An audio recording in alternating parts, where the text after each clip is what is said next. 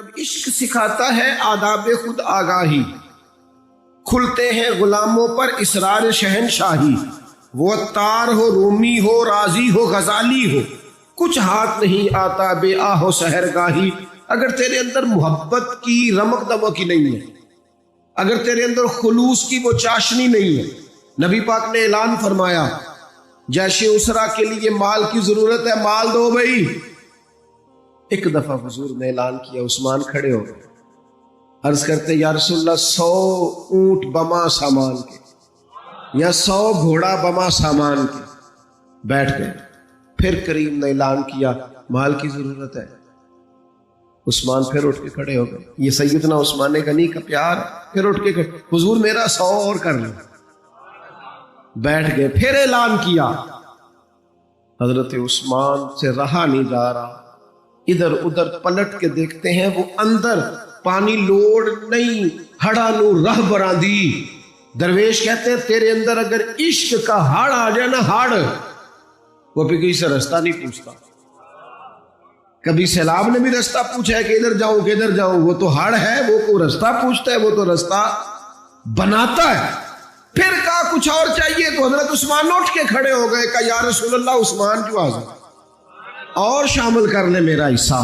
اور پھر اپنے پیسے لا کے سارے حضور کی مقدس گود میں ڈالے، یا رسول اللہ آپ کا ہی ہے سارا، حضور آپ کا ہی ہے۔ تان تندور تے ہڈیاں بالن، اسہاواں نال تپایا، کپ کپ مکیاں پیڑے کیتے، اتو عشق پلے تھلایا، تن دا سالن من دی ہانڈی، لون صبر دا پایا، غلام فریدا وے میں ساری تیری، تینوں اجے یقین نہیں آیا؟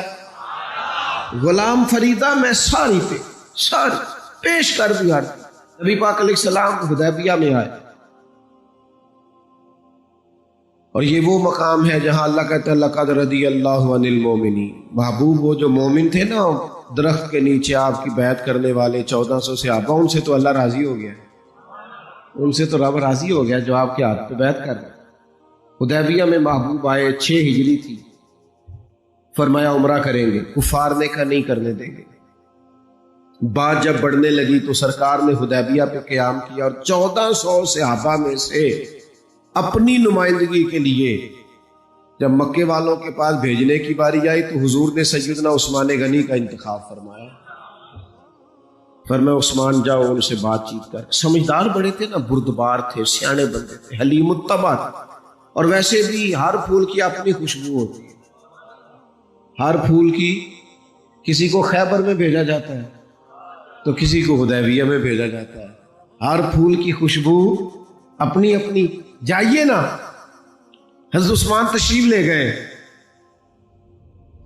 بچھڑے ہوئے تھے بڑے زمانے کے۔ میں اور آپ صبح و شام دعائیں مانگتے ہیں، یا اللہ بیت اللہ شریف کی زیارت عطا کر، یا اللہ صفا مروہ کے پھیرے نصیب ہو، یا اللہ حجر اسود کی۔ کتنے لوگ تڑپتے، کتنی خواہش کرتے۔ اور جناب عثمان غنی کا تو پرانا پیار تھا حرم سے، وہ پیدا ہی اس علاقے میں، اور کتنے سال ہو گئے بچھڑے ہوئے۔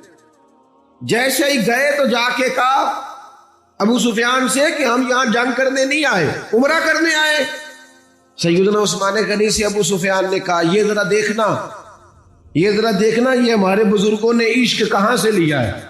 حضرت عثمان غنی سے ابو سفیان کہنے لگے وہ سامنے بیت اللہ شریف ہے، طواف کرنا ہے تو کر لو، وہ صفا مروہ ہے آپ نے صحیح کرنی ہے تو کر لو، وہ حجر اسود ہے چومنا ہے تو چوم لو، وہ آب زمزم ہے پینا تو پی لو، لیکن ہم تمہارے نبی پاک کو نہیں یہ کرنے دیں گے۔ سامنے کعبہ ہے، سامنے حجر اسود ہے، سامنے مقام ابراہیم ہے، پر میں نماز پڑھا کہ تے ول ویکھاں، میں نماز پڑھا کہ تے ول ویکھاں، مینوں کعبہ بھول گیا آئی۔ اب بھول گئیاں نہیں سب صوم صلاتاں، اکو یار دا فکر پہ آئی۔ حضرت عثمان کہنے لگے کعبے کا طواف اور محبوب کے بغیر، صفا مروہ کے چکر اور محبوب کے بغیر، نبی پاک کے بغیر؟ فرمایا نام بھائی، اسی محبوب کے ساتھ طواف کروں گا جس نے کعبے کا رستہ دکھایا، انہی کے ساتھ صفا مروہ ہوگا جنہوں نے اس کا حسن بتایا ہے، جنہوں نے نماز پڑھا کہ میں تے ول ویکھاں، مینوں کعبہ بھول گیا آئی۔ اب ایک نہ بھول گئیاں نہیں سب صوم صلاتا، ایک کو یار دا۔ پھر یہاں سے لیا ہے میرے امام نے، یہاں سے عقیدہ لیا ہے میرے امام نے کہ حاجیو آؤ شہنشاہ کا روضہ دیکھو، حاجیو آؤ شہنشاہ کا، حاجیو آؤ شہنشاہ کا روضہ دیکھو۔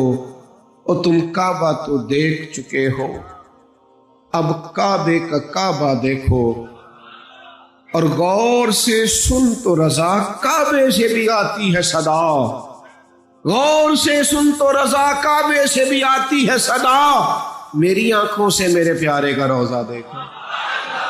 میرے نبی پاک علیہ الصلوۃ والسلام کے غلام نے کہا نام بھائی طواف اور حضور کے بغیر، طواف اور نبی پاک کے بغیر نہ نہ نہ، سوال ہی نہیں پیدا ہوتا۔ ادھر ایک شخص نے بول کے کہا حضور عثمان تو بڑی موج میں ہو گئے، ہم تو تڑپ گئے مکے کی یاد میں، عثمان تو بڑی موج میں طواف کرتے ہوں گے، صحیح کرتے ہوں گے۔ محبوب نے پلٹ کے دیکھا، فرمایا وہ میرا عثمان ہے۔ ہاں میں نے کہا ایک مقام، ایک یہ ہے کہ کوئی محبت کرے، اور ایک یہ کہ محبوب کی نظر میں فرمایا وہ میرا عثمان ہے، میرے بغیر اور طواف، میرے بغیر اور طواف، یہ کیسے ممکن ہے؟ سوال ہی نہیں پیدا ہوتا۔ سیدنا عثمان غنی قبر پہ کھڑے تھے، حضرت عثمان غنی ایک قبر پہ کھڑے، اتنا روئے کہ داڑھی آنسوں سے بھر گئی۔